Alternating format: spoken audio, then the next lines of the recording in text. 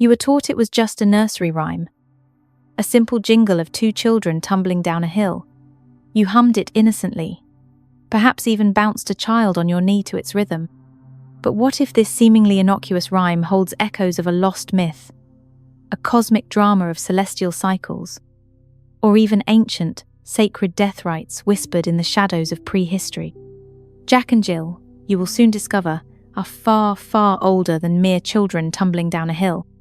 Their story is a fragment of forgotten cosmology, a whisper of divine figures entwined with the very fabric of the heavens and the seasonal earth. You are about to uncover a secret etched into the very oldest layers of human mythology, a truth of pain, duality, and divine punishment. Prepare to descend into the abyss of ancient pain and archetypal truth.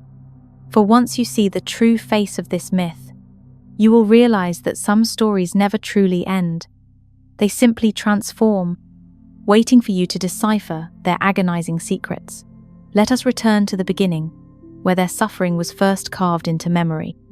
You envision two children, a boy named Jack and a girl named Jill, setting out on what appears to be a simple, everyday task. They are ascending a hill, their purpose clear: to fetch a pail of water. The scene unfolds in your mind, uncomplicated, almost idyllic, etched into the collective memory of childhood. But then, the familiar cadence of the rhyme shifts abruptly, and the world tilts into disarray. Jack fell down and broke his crown, the verse declares, swiftly followed by, and Jill came tumbling after. The narrative is abrupt, violent, and curiously devoid of explanation for such a sudden and severe mishap.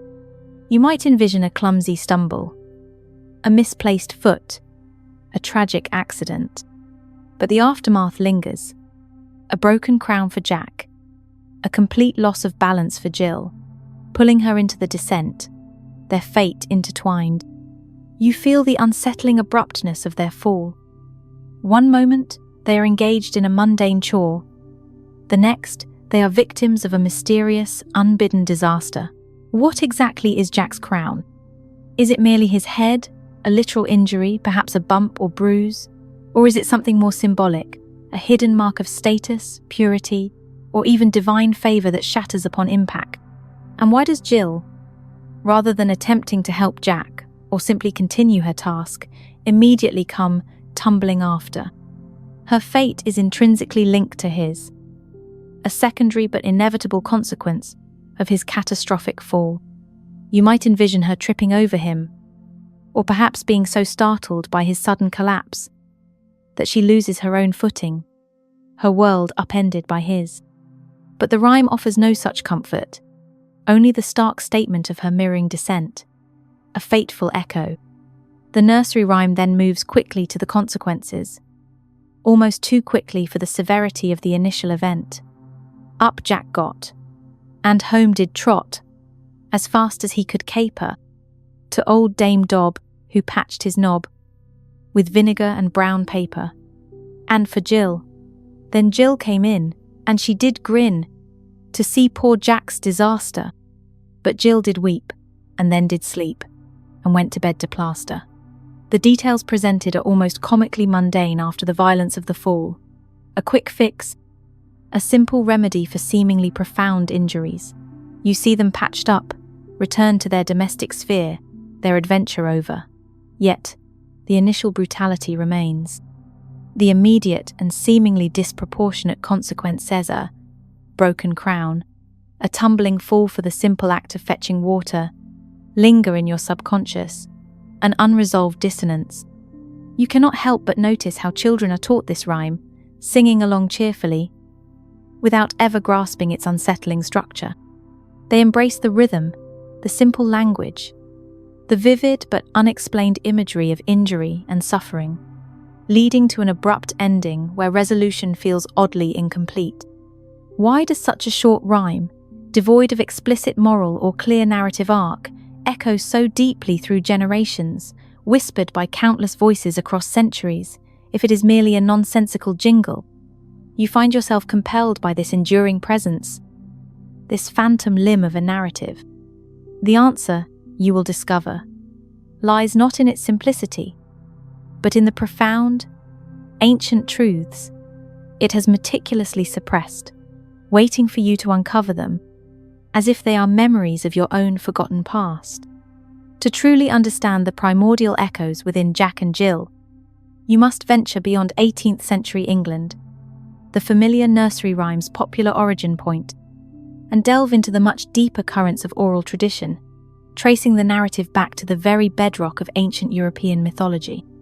This seemingly simple children's verse, you will discover, is a whispered fragment of a complex, archaic cosmology, embodying notions of celestial cycles, primal forces, and perhaps even human sacrifice. The innocent jingle is merely a thinly veiled memory of something far grander, far more terrifying. A profound connection, held by ancient sagas, links Jack and Jill directly to Norse mythology, specifically to the enigmatic figures of Huki and Bill. Imagine, if you will, the chilling, silent expanse of the pre-Christian night sky, where the heavens themselves were alive with divine beings and cosmic dramas. According to ancient lore preserved in the Eddas, Huki, whose name might echo in Jack, and Bill, whose name clearly echoes in Jill, were two human children abducted from the earth by the formidable moon god, Mani. They were taken while they carried a pail of water on a pole, a precise image strikingly familiar to the nursery rhyme.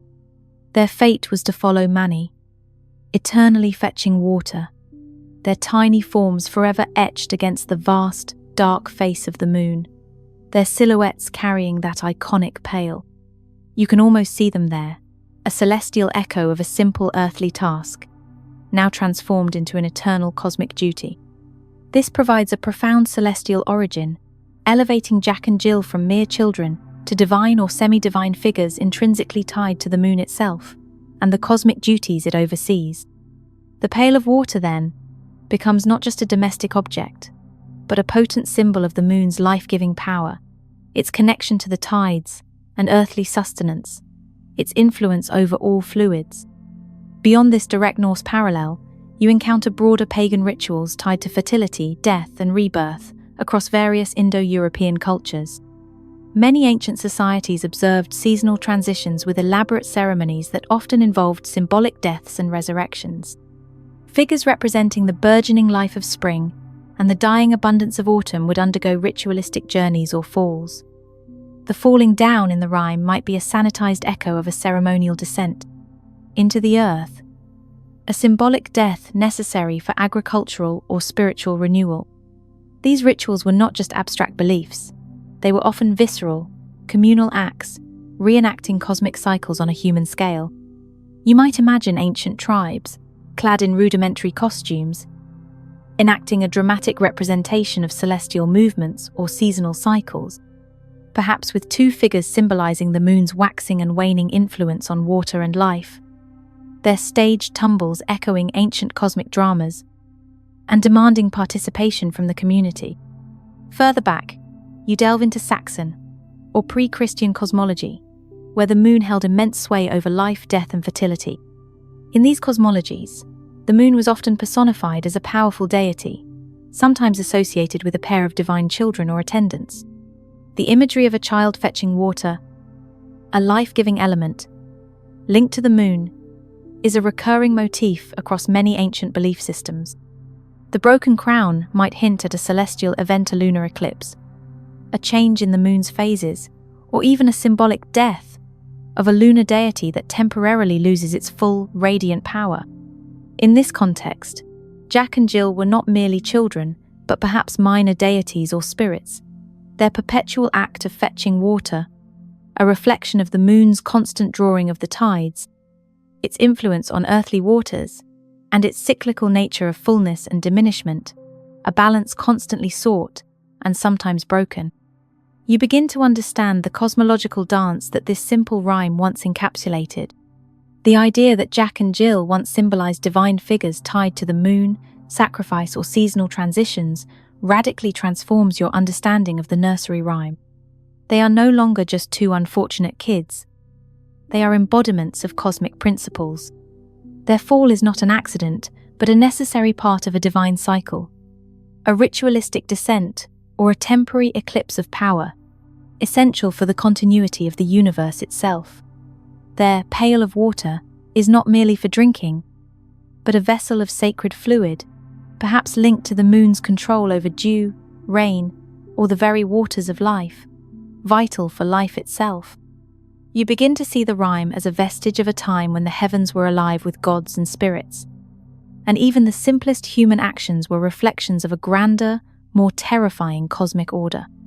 These fragments, preserved through resilient oral tradition, tell you that the whimsical rhyme you learnt as a child is, in fact, a deeply layered narrative carrying the spiritual weight of millennia, a forgotten cosmology distilled into a nursery jingle. The seemingly simple act of Jack and Jill's descent, Jack fell down and Jill came tumbling after, is no mere slip of the foot. Within the profound symbolic language of ancient myths, the fall is a potent, multifaceted archetype, representing far more than physical injury. You must see it as a symbolic death, a violent severance from a previous state of being, a plunge into the unknown. This fall can signify a descent into the underworld, a journey to the realm of the unconscious or the dead, a common motif in hero myths where a protagonist must face the darkness before achieving rebirth. For Jack and Jill, their tumble off the hill might be an echo of ancient initiation rites, where initiates underwent a symbolic death to shed their old selves before emerging transformed, purified by the ordeal. Furthermore, their fall can symbolize a profound loss of innocence, a traumatic and irreversible entry into a more complex, often painful reality. The childhood purity, represented by their innocent task of fetching water, is shattered by the unexpected brutal violence of their descent. This resonates with the universal human experience of encountering hardship that irrevocably alters one's perception of the world, a forced maturation through suffering that scars the soul, but also deepens understanding. You might feel the sharp sting of that metaphorical loss yourself, recognizing it in your own journey from youthful naivety, realizing that the world is far more chaotic than you once believed, more prone to sudden, unexpected cruelty. Then there is the mysterious crown that Jack breaks. This is no ordinary headwear. In ancient societies, the head, and by extension, the crown worn upon it, was a powerful sign of authority, identity, or divine favor. A crown could signify kingship, spiritual purity, a sacred covenant, or a direct connection to the heavens. For Jack to break his crown is to suffer a profound blow to his very essence, a cosmic shattering, stripping him of his essence. It's a symbol of power being lost or fractured, an inherent flaw or disruption in his natural order, perhaps a violation of an ancient law, or a break in a celestial pact. You understand that this isn't just a physical wound, it's a cosmic shattering, stripping him of his essence, his divine grace, or his primordial identity, leaving him vulnerable. The tandem nature of their fall also compels you to consider the deeply ingrained theme of duality. Jack and Jill represent the classic masculine and feminine principles. Falling together, their fates inextricably linked, one triggering the other's collapse. This duality permeates ancient cosmologies: sun and moon, day and night, life and death, yin and yang, order and chaos. Their fall is not just an individual tragedy, but a disruption of a sacred pairing, hinting at a cosmic imbalance that sends ripples through existence. Perhaps their descent symbolizes the periodic decline of cosmic forces, the necessary ebb of one principle for the rise of another, mirroring the moon's waxing and waning, or the cyclical nature of seasons, where the fall of abundance precedes the renewal of spring, a necessary reset. The narrative of their fall and subsequent journey introduces you to profound Jungian archetypes. Jack and Jill, as children, can be seen as the divine child archetype representing innocence, pure potential, and the unspoiled essence of humanity, often embodying hope for renewal and a connection to the primordial. Their fall, however, thrusts them into the role of the wounded sibling archetypes. Figures who suffer trauma but whose very wounds become sources of transformation or profound, hard-won wisdom. Their shared ordeal forms an unbreakable bond, a testament to enduring connection even in adversity. and the painful path to individuation. Ultimately, their fall mirrors countless mythic deaths and spiritual initiations found in other ancient traditions across the globe. From the descent of Inanna into the Sumerian underworld, to the sacrifice of deities for the creation of the world, to the ritualistic dismemberment and rebirth in shamanic practices, the theme of a violent descent or breaking that precedes a higher state of being is universal. Jack and Jill's tumbling descent, therefore, is not merely a clumsy accident. It is a profound, symbolic journey into the depths of chaos and suffering, a journey from which they, and indeed the world, must eventually emerge, transformed and renewed. You are witnessing a memory of sacred violence, a necessary breaking to achieve a deeper, more enduring wholeness, a painful step towards true cosmic balance. What if the hill was never just a hill but the spine of the world you were thrown down long ago? Beyond the celestial interpretations, the ancient roots of Jack and Jill delve into even darker, more visceral possibilities, revealing interpretations steeped in sacrifice, plague, and humanity's desperate attempts to restore cosmic order. The innocuous nursery rhyme, you will discover, might be a chilling echo of real-world tragedies and brutal ancient rites hidden in plain sight. Consider the unsettling connection to plague deaths. In the 17th and 18th centuries, when the rhyme gained widespread popularity, Europe was still reeling from centuries of devastating epidemics. The sudden, violent fall of children, the inexplicable broken crown, a euphemism for a head injury or even death, and Jill, tumbling after, could be a grim reflection of how disease swept through families, claiming one child only for another to succumb swiftly thereafter. A relentless, unyielding wave of death. The pail of water could symbolize the desperate, futile attempts to fetch remedies or clean water in a time of widespread contamination and unsanitary conditions, only to be met with further tragedy and loss. In this context, the rhyme becomes a macabre children's epitaph, a way for a traumatized society to process incomprehensible, overwhelming loss through a deceptively simple verse, making it palatable enough to be passed on. Further, the narrative's abrupt violence has led scholars to explore connections to royal executions or significant political upheaval, particularly the violent removal of monarchs or figures of authority. The broken crown then takes on a literal, terrifying meaning: the shattering of a king's power, perhaps even his physical demise on a scaffold or in battle, a public act of dethronement and death. Jack, as a common name for a man, could have been a stand-in for a specific king, or even a symbol for monarchy itself, with Jill representing the cascading consequences for the kingdom or queen, tumbling into chaos after the head has fallen. While less universally accepted than the Norse theory, such interpretations highlight how popular folklore often served as veiled commentary on, or a deep-seated cultural memory of, traumatic historical events, allowing dangerous truths to survive through seemingly innocent forms. Most potently, the rhyme encodes concepts of sacrificial rites to restore cosmic order. The act of spilled water is highly symbolic in ancient rituals. Water, a life-giving force when spilled or broken, could represent a broken covenant, a wasted life, or a ritualistic offering made to appease divine entities. Imagine ancient pagan rituals, where water from a sacred spring or well was ritually spilled down a hill, perhaps accompanied by a symbolic fall or even a real sacrifice, to appease deities, ensure rainfall, or avert disaster and pestilence.